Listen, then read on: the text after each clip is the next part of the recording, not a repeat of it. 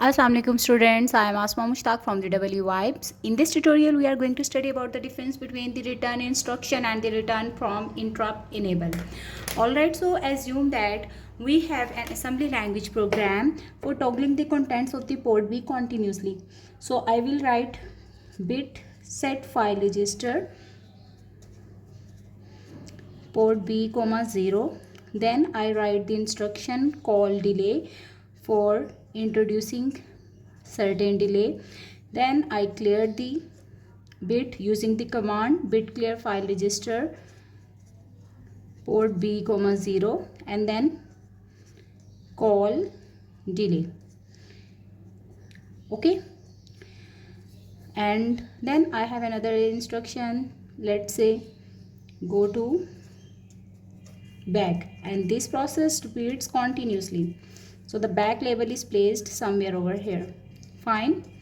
So assuming that this bit clear file register instruction has the value of the program counter, which is 00001 hex or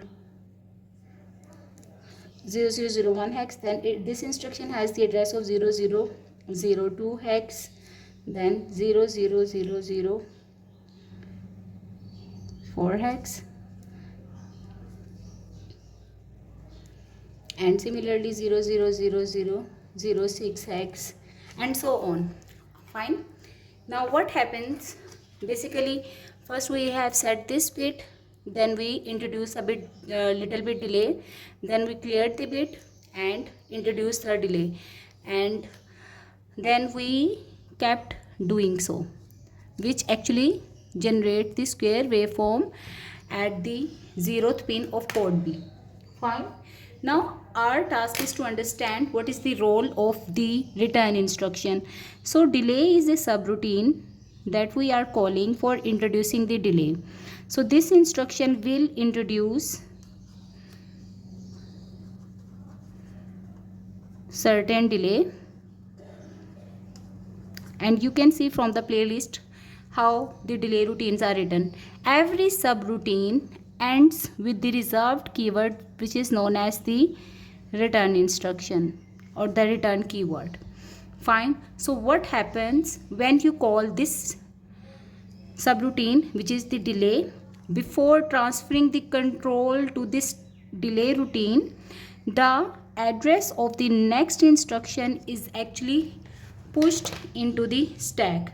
So assume that here is the stack memory and the stack pointer is pointing to the address of 0 hex. Fine. But when it has to push something in the stack memory, so SP becomes 1 and the address of the next instruction is stored in the stack memory. So when this return keyword encounters after the completion of the delay routine, what happens? The value to which this stack pointer is pointing is actually copied into PC. So this value of the address is actually fetched from the stack memory and copied into PC, so that normal flow of execution can take place.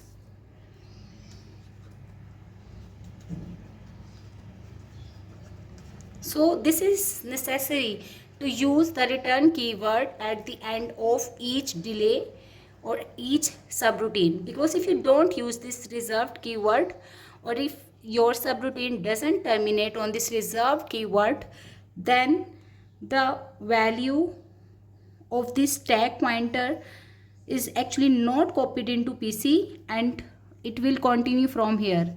But when you write down the return keyword, so the value will be fetched from the stack pointer into PC, and the next instruction, which was the bit clear file register, will be executed. All right. So this is all about how the return instruction is necessary after the each subroutine. Now let's have a look of the return from the interrupt enable. This return from the interrupt instruction is written at the end of each interrupt service routine. So when an interrupt encounters, what happens? The value of the subroutine address is picked from the interrupt vector table. So interrupt vector tables holds the addresses of the interrupt service routines. Fine. And interrupt service routine is actually the task or the function that is required by this particular interrupt. Now each interrupt service routine terminates on the reserved keyword, which is the return from interrupt enable. This return from the interrupt enable does what? First is it performs the tasks similar to the return instruction, which means that again when an interrupt is encountered, the address of the next instruction is pushed into the stack memory. Fine, so that it may go back to the actual main program from where the interrupt was invoked.